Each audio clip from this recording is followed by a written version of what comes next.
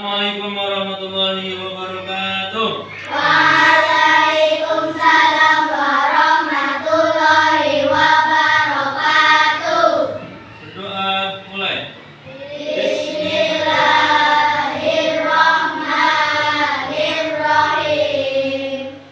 Raditu billahi rabban wa bil islami dinan wa bil Muhammadin nabiyyan wa rasulan. Rabbi zidni ilman warzuqni fahma. Amin. Allah Tuhanku dan aku rela Islam agamaku dan aku rela Nabi Muhammad sallallahu alaihi wasallam sebagai nabi dan utusan Allah. Ya Allah, tambahkanlah ilmu yang bermanfaat dan rezeki yang mengikuti. Sebelum belajar, bacalah bismillah. Kata biasa, ingat pada Allah. Bacalah bismillah, satukan niatnya. Semogalah kita dapat ridhonya. Ya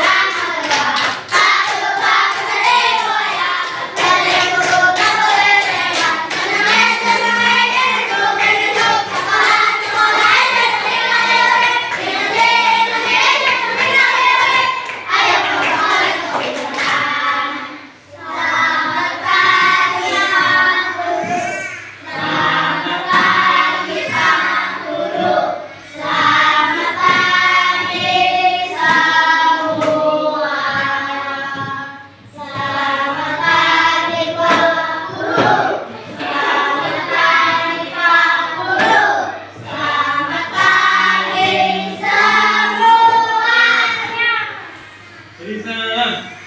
Assalamualaikum warahmatullahi wabarakatuh. Waalaikumsalam warahmatullahi wabarakatuh. Selamat pagi semuanya. Pagi, luar biasa.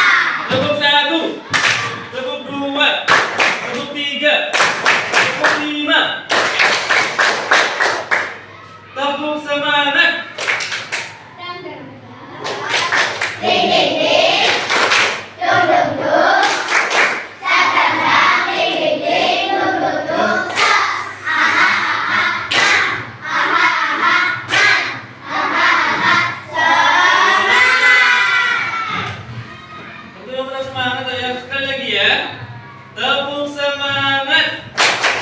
Dak dak dak, ding ding ding, dung dung dung, dak dak dak, ding ding ding, dung dung dung, sa, aha aha man, aha aha man, aha aha semangat. Semangat kita semua. Pagi ini kita akan mempelajari bab 2, yaitu beriman kepada kitab-kitab Allah. Kalian tahu pastinya kitab-kitab yang harus kita imani ada berapa? 4, betul. 1, kitab Taurat. 2, Zabur. Pinter. 3, Injil. Terus 4, Al-Quran. Betul. Al-Quran diturunkan kepada Nabi Muhammad. Injil diturunkan kepada Nabi Injil. Kitab Injil diturunkan kepada Nabi Isa. Kitab Taurat diturunkan kepada Nabi Kitab Taurat diturunkan kepada Nabi Musa. Kitab Zabur diturunkan kepada Nabi Daud. Lupa ya? Ini nggak apa-apa.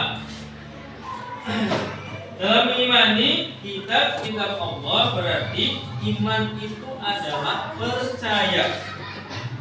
Terus di sini diterangkan iman merupakan kata bahasa Arab yang berasal dari amanah. Kalau ditulis pakai Arab ini iman.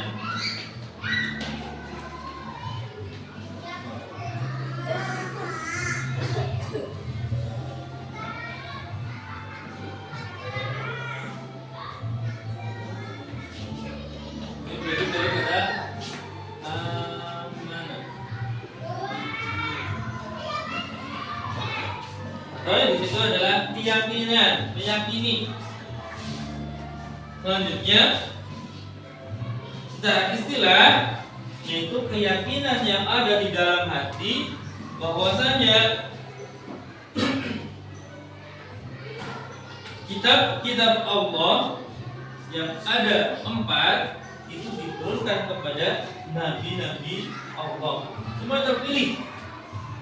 Loh.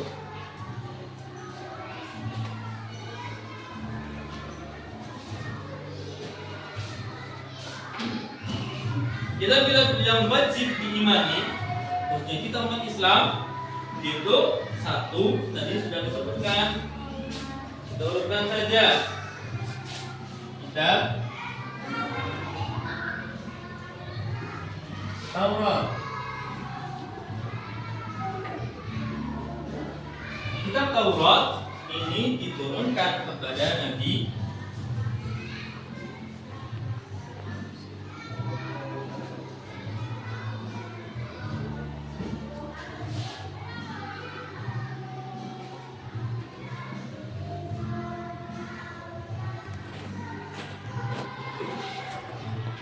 Taurat diturunkan kepada Nabi Musa.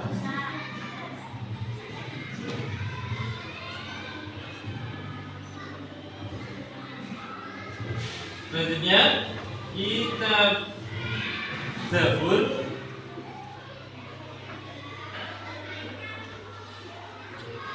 diturunkan kepada Nabi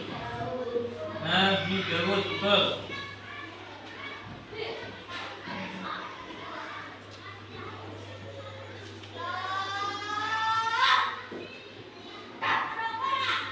Selanjutnya kitab yang ketiga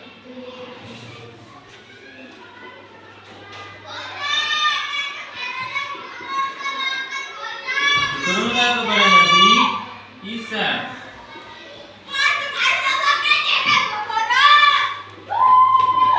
AS itu singkatnya dari alaihi salam.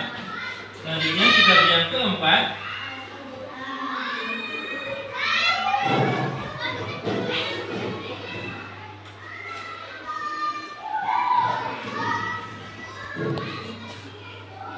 diturunkan kepada Nabi Muhammad sallallahu alaihi wasallam.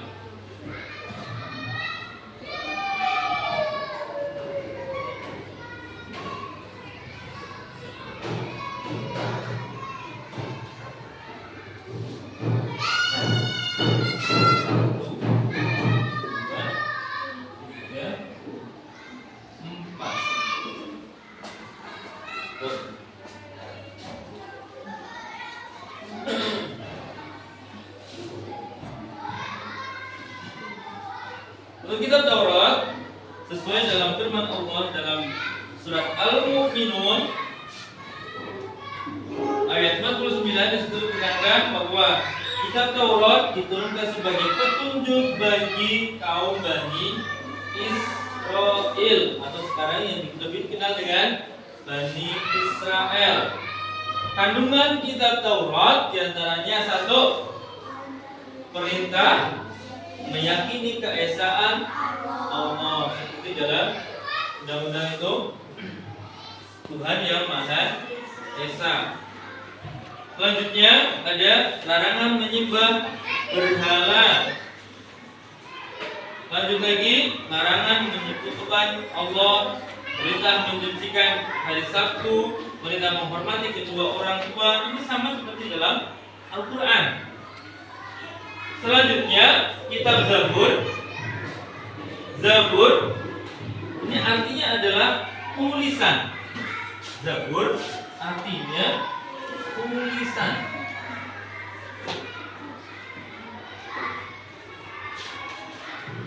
Di Allah mewahyukan kitab Zabur ini diturunkan kepada Nabi Daud sekitar abad ke-10 sebelum Masehi. Karena Masehi itu didasarkan pada lahirnya Nabi Isa. Ya. Jadi sebelum Masehi, sebelum kelahiran Nabi Isa. Ini diturunkan kepada Nabi Daud di daerah Yerusalem, sekarang lebih dikenal dengan Palestina.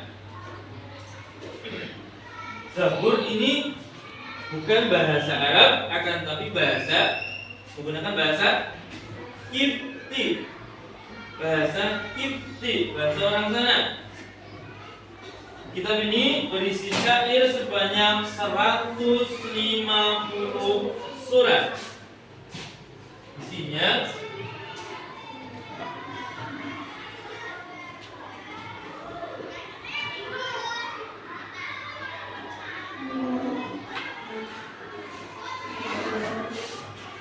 berisi 150 surat tentang apa?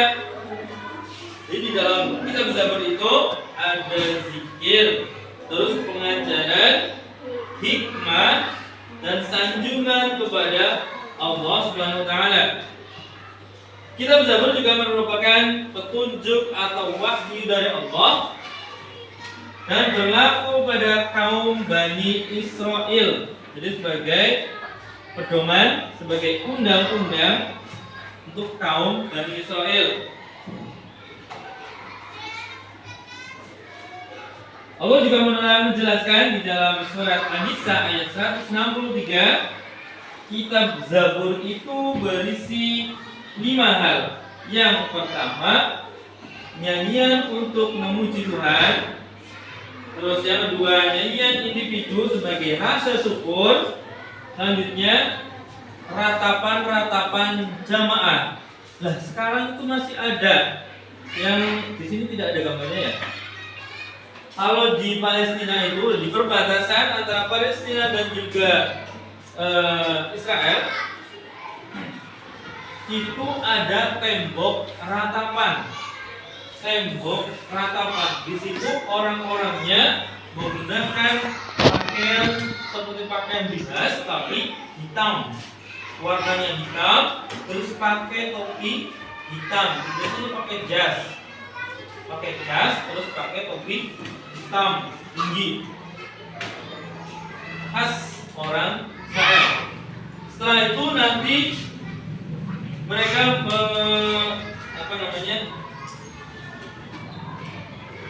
melanturkan ratapan-ratapan di hadapan tembok. Itu namanya tembok ratapan. Jadi di sepanjang tembok itu orang-orang Israel berdoanya di situ sambil ratapan, sambil menangis, sambil ya mungkin mereka mengingat Tuhannya.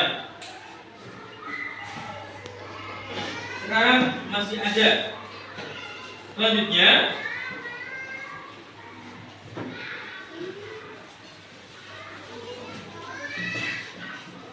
kita Zabur juga berisi tentang ratapan dan doa individual. Doanya perorangan, jadi tidak ada yang mimpin. Doanya langsung sendiri-sendiri. Dan juga berisi tentang nyanyian untuk raja. Nyanyian untuk raja. Selanjutnya, kitab yang ketiga yaitu kitab Injil. Kitab Injil ini tentang keterangan ajaran-ajaran yang membenarkan atau memperkuat ajaran yang terdapat dari kitab-kitab sebelumnya. Kitab Injil ini menerangkan kitab Zabur ada, terus menerangkan juga kitab Taurat, membenarkan bahwasanya kitab-kitab terdahulu juga ada, isinya juga hampir sama. Hal ini dijelaskan dalam surat Al-Maidah ayat 46.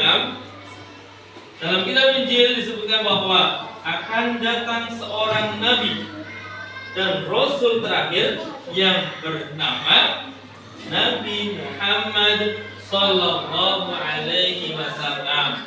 Tuh, dalam kitab Injil juga membenarkan bahwa suatu saat nanti akan lahir nabi terakhir, nabi akhir zaman, yaitu Nabi Muhammad Sallallahu Alaihi Wasallam. Dalam kitab Injil itu berisi hal-hal bagaimana berikut. Yang pertama, perintah Allah pada manusia agar kembali kepada tauhid yang murni. Tauhid itu sama dengan mengesahkan Allah. Tidak boleh menyekutukan Allah. Kedua yaitu menyempurnakan kitab Taurat. Kitab Injil ini menyempurnakan dari kitab Taurat dan juga kitab Zabur. Jadi disempurnakan lagi. Dan juga membenarkan, yang ketiga itu membenarkan terhadap kitab Taurat dan kitab Zabur. Ini semuanya kitab Taurat, kitab Zabur semuanya benar. Dalam kitab Injil itu diterangkan.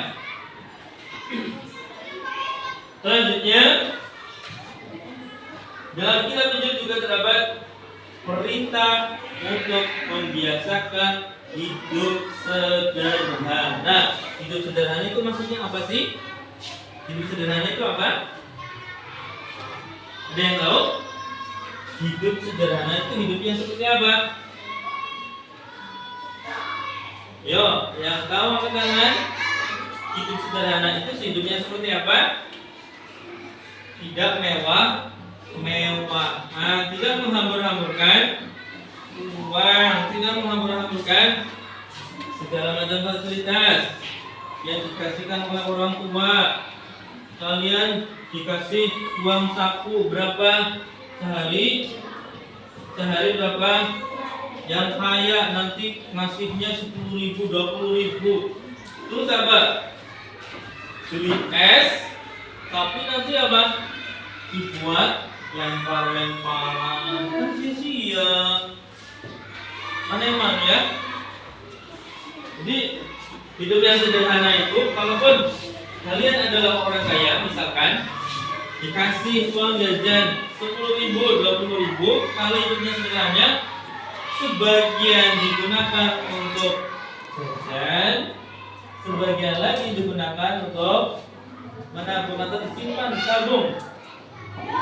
Atau yang lebih sederhana lagi, mau berbagi dengan temennya yang nggak biasa dikasih uang saku.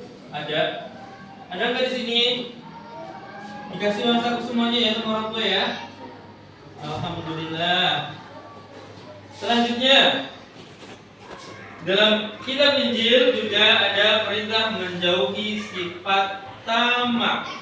Sifat tamak ataupun serakah. Di dalam bahasa Arab itu, karena bahasa Indonesia tamak mengambil serapan dari bahasa Arab tomak. Jadi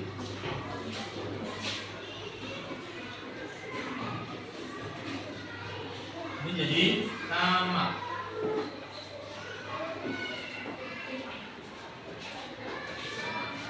Nih, bahasa Arab jadi bahasa Indonesia. Tamak sendiri ada yang mengartikan serakah, ada yang mengartikan mengharapkan pemberian orang lain, padahal dirinya juga punya. Kalian dikasih uang saku berjajan, tapi mengharapkan temennya yang biasa mentraktir, mengharapkan pengen ditraktir, itu namanya tomak. Minta dikasih hadiah, pengen dikasih hadiah tapi tidak mau memberi hadiah kepada temannya, kepada orang lain, itu namanya tomak. Tuh, pengennya serakah, itu nggak boleh. Jadi kita mencil intinya adalah mengajarkan kebaikan, membenarkan aurat, membenarkan kitab Zabur, dan menyempurnakan kitab-kitab sebelumnya. Selanjutnya, yaitu kitab yang keempat adalah kitab Al-Quran. Kitab Al-Quran yang biasa kita baca. Siapa yang biasanya membaca Al-Quran tiap hari? Angkat tangan. Tiap hari baca Al-Quran, angkat tangan yang tinggi. Angkat tangan. Ya, yang seminggu sekali. Yang seminggu sekali baca Al-Qurannya. Yang sebulan sekali. Ada? Setahun sekali. Banyak nggak ngatur gimana ini? Yang nggak angkat tangan gimana? Mau tiap waktu. Bukan Al-Quran. Ikro. Juz amma sama. Juz amma itu mengambil dari Al-Quran, itu sama saja. Kalian belajar ikro, belajar tulisan, juz amma, itu sama dengan mempelajari Al-Quran. Gak apa-apa. Jadi kitab yang keempat, kitab Al-Quran itu diturunkan kepada Nabi Muhammad Sallallahu Alaihi Wasallam, yang mana Al-Quran itu berisi firman atau kalam Allah dan berbahasa Arab. Diturunkan secara berangsur-angsur selama 22 tahun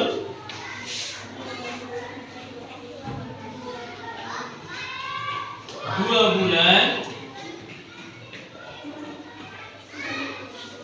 22 hari. Lama nggak ini? Lama. Kenapa kok nggak sekalian saja langsung satu Al-Quran atau 30 juz itu langsung diturunkan kepada Nabi? Kenapa tidak langsung? Kenapa harus berangsur-angsur? Berangsur-angsur itu satu surat dulu, berapa ayat dulu, itu namanya berangsur-angsur. Kenapa harus seperti itu? Karena untuk pembelajaran bagi umatnya setiap ada permasalahan. Jadi setiap ada permasalahan umatnya mengadu kepada kanjeng Nabi, punya masalah seperti ini, baru turun ayat yang mana sebagai petunjuk. Itu alasannya ya. Jadi alasan kenapa Al-Quran diturunkan secara berangsur-angsur untuk apa? Memberi petunjuk atau pembelajaran kepada umat Nabi Muhammad. Ya, seperti itu. Di dalam Al-Quran pokok-pokok ajarannya yaitu satu, akidah. Akidah itu apa? Akidah itu berkaitan dengan keyakinan. Keyakinan bahwa mengesahkan Allah, bahwa Allah itu satu, tidak ada dua. Kalau Tuhan itu ada dua atau lebih dari dua, gimana? Misalkan Allah itu pengen menciptakan bumi, yang satu Tuhan yang satu lagi, karena Tuhannya ada dua, bahkan kalau lebih dari dua, tiga, empat, lima misalkan, yang satu pengen menciptakan bumi, yang kedua tidak, gak mau menciptakan bumi. Terus yang ketiga, Tuhan yang ketiga misalkan pengen menciptakan yang lain. Akhirnya apa nanti? Akhirnya tidak menciptakan suatu apapun. Karena akhirnya apa? Tidak ada kesepakatan. Tidak ada kesepakatan. Akhirnya apa?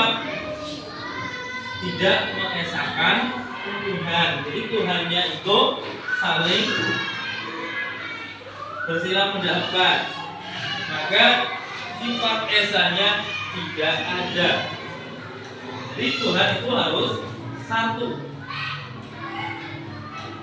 Tuh. Yang kedua, di dalam Al-Quran ada kandungan yang mana adalah akhlak.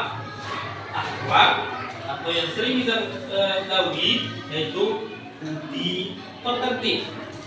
Budi pekerti itu apa? Tata krama, etika atau sopan santun itu diatur dalam Al-Quran. Yang ketiga itu ada ibadah.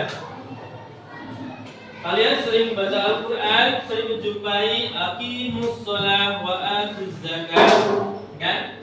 Dirikanlah sholat dan membayar zakat. Itu adalah perintah yang kaitannya dengan ibadah. Selanjutnya di dalam Al-Quran juga terkandung muamalah. Muamalah itu apa? Muamalah itu tentang tata cara berhubungan dengan sesama manusia. Contohnya berniaga. Berniaga tahu? Jual beli. Jual beli. Kalian beli jajan. Kalian beli jajan. Itu harus bayar dulu atau bayarnya nanti setelah jajannya habis. Nah, itu di situ diatur dalam Al-Quran. Jadi Al-Quran itu juga membahas muamalah seperti itu, jual beli. Yang mana jual beli itu harus saling menguntungkan. Kalian beli tapi beli jajan pakai uang palsu misalkan, menguntungkan tidak bagi yang menjual? Merugikan, maka tidak diperbolehkan. Uang palsu haram hukumnya. Ya.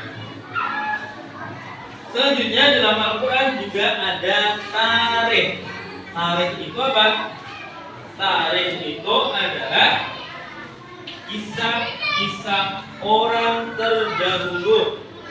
Nah, yang paling banyak disebutkan di dalam Al-Quran adalah kisahnya Nabi Musa dengan Raja Fir'aun. Ini paling banyak disebutkan di dalam Al-Quran.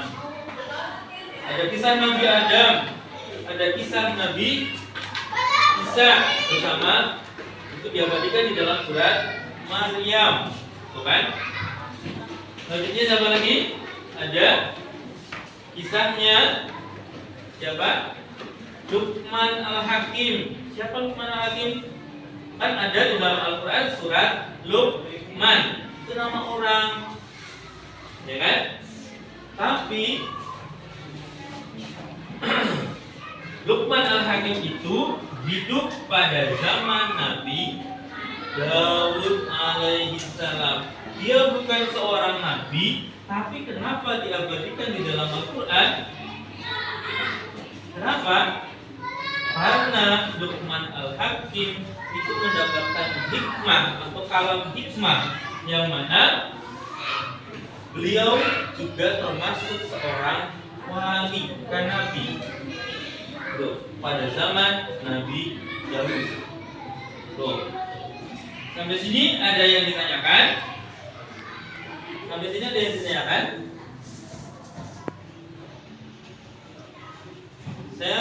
Pak Guru mau tanya, yang biasa baca Al-Quran, surat apa yang paling kalian sukai? Surat apa? Ada 114 surat. Yang paling kamu suka surat apa? Surat Al-Fatihah. Yang paling kamu suka surat apa? Surat Al-Ikhlas. Oke.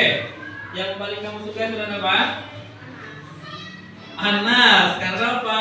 Pendek, mudah, apa-apa. Yang penting kalian berusaha, yang belum lancar berusaha terus membaca Al-Quran. Walaupun itu adalah Iqra, juz amma, urutan, ulang. Kalau masih belum lancar, ya sudah lancar, usahakan istiqomah, tiap hari harus baca.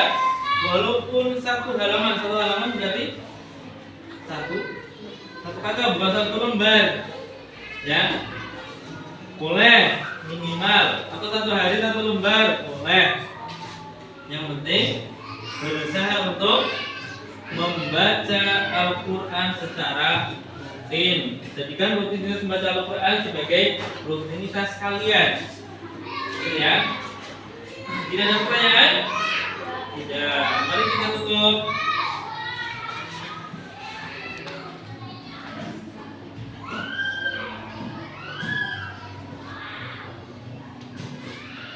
Ketua kelas mana ketua kelas?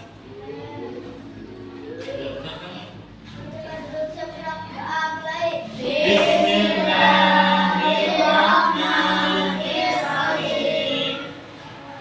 Wal 'asri innal insana lafi khusr illa alladzina amanu wa 'amilus solihati wa tawassaw bil haqqi wa tawassaw bis sabr.